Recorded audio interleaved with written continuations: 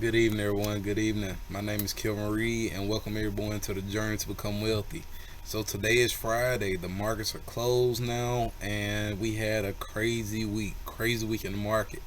Before I get too far into it, y'all take a moment, like, subscribe to the channel, hit that notification bell so that you get notified when I make videos.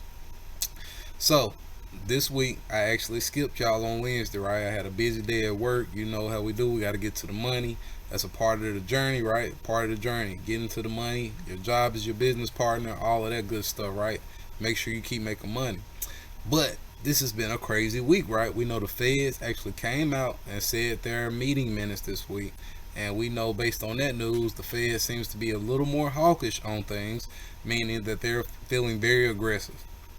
And this means that because of their aggressive, the interest rate hikes are going to be that much more aggressive with the intent to get the inflation rates down. Also, people are still concerned with the Russia-Ukraine invasion, and things are just constantly, spiraling a little bit. We have a lot of things tending to be kind of neutral, but also on the negative side. So there's a lot of opinions out there, a lot of emotions, and a lot of people just seem to be undecided right now. And it's actually causing the market to, really swing both ways. Swing both ways. It's crazy. Um, so on Tuesday we saw a red day. Wednesday we saw things pretty much flat. Thursday it was a roller coaster. The market went up. It started down, came back up, came back down, went back up, and really it's just been a crazy roller coaster ride. For the most part, though, the thing that I think is important right now is the Fed meeting minutes. People are broadcasting two 50-point basis hikes for this year with the intent to get to 200 basis points, I believe, within this year or something like that. And them knowing that we only have seven more, that they can't keep increasing it a quarter, 25 basis points if we want to achieve their goal. So that's what people are really concerned about. As of right now, it seems like the Fed is pushing the market down the most. And I think people don't want to see this market go red, right? I think they want to see it be successful. The Feds are talking about selling more bonds, which I believe that was based at $96 billion, I believe. So they're going to continue selling bonds, meaning they're pulling their money out of the market, where the Fed was in the past propping up the market. Now they'll be pulling their money out of the market and no longer propping it up. That is really what people are saying is one of the reasons why the market has been on such a run for so long, because the federal government has been pumping money into the market, year over year, month over month, pumping money into the market, causing it to constantly rise, cause a steady rise, right? A steady slope, up slope, and it's been stimulating the economy. Of course, probably overstimulating, the reason for our inflation, but that's what's been going on. So that's what we got, right? So I'm gonna check out this article, right? I want you guys to see this article that we have here. Dow climbs 100 points Friday. Stocks post weekly losses after Fed comments. U.S. stocks on Friday notched losses for the week as investors brace for tighter monetary policy from the Federal Reserve, and both the S&P 500 and Nasdaq pulled back from 3 consecutive weeks of gains. So we had 3 good weeks, and then here come the Fed spitting these noise, sounding hawkish, putting out their fear, uncertainty, and doubt again, and the market reacts. So all major averages declined for the week, with the S&P 500 closing down 1.27% for the week, and the Nasdaq 3.86% down. The Dow dipped 0.28% week to date, hitting back-to-back weekly declines. So the Dow's been back-to-back 2 weeks, but everything else, it had 3 weeks of gains, but we finally taking some L's right now. Market moves came as investors reacted to a change in tone by the Federal Reserve, signaling it will act even more aggressively to fight inflation. It's not that anything necessarily positive is happening or that buyers are rushing into the market, but the bad news is fully absorbed for the time being, and the market is now waiting for the next data point. So that's what's going on, you guys, right? And let's check it out. Let's see what it is. So the Dow for today was actually up 0.4%.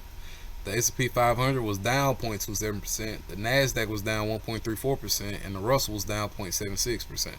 So you guys see, look at these. These things are taking hits, right? Charge point. Y'all know I had 200 shares charge point. I actually had a stop loss on there.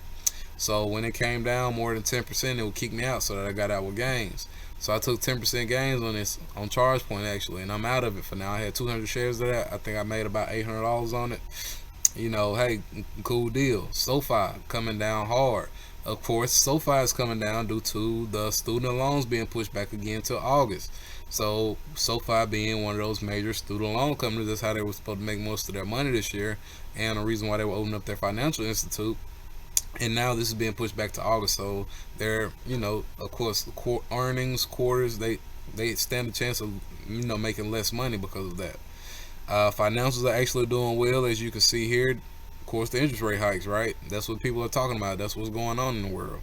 Everything else, all the other high growth stuff, is pretty much taking a beating, and that's what we do. But you guys know, right? If you follow me on Instagram, hopefully you've been seeing my stories where I'm posting you guys. I think this week I made quite a bit of money. If you follow my Instagram, you can go follow the SC. Just trading the market. I was trading it on the way down, on the way up. I mean, small, large moves, especially Tesla. Tesla being the banger it is, and having the momentum that it does. As it was coming down, I made money. As it went back up, I was making money. And it makes big moves up and down. And I believe that was Wednesday or Thursday. Hopefully you guys saw that. And we just really made some money. We was rock and roll. Today I made my money on the video. Small, quick play this morning. Got out, came to work, and didn't worry about it. One thing I want to point out is this fear and greed index, right? The fear and greed index, we already know, sitting at this 51. And now it is back towards 48. Remember I told you guys, if it comes back towards the extreme greed, we should start seeing some money. But it's going back towards this extreme fear, and we're seeing money being taken out of the market. We're losing money. So this fear and greed index is pretty much a good indicator. Okay, are people buying puts? Are people selling more? Is the VIX up? And stock price strength? You see all these things, all these different things are good pieces of information that if you want to, you come in here and you read it and you check it out, right? And you get that by just searching futures, and it is right here, fear and greed index. Very good information for you to kind of get in here and study the market, see what's going on. I do believe that we're going to continue to see some more of this fear going into next week. The market didn't seem to price this weekend as well as other times, especially since the market actually managed to go up and down this week. I mean, it was down and it was up, and it pretty much managed to stay flat for the most part of things. So I do not think we have yet seen the bottom yet as far as this most recent negative catalyst, but we're gonna keep our eye open for it, right? We're gonna watch out, and y'all know this is crypto weekend.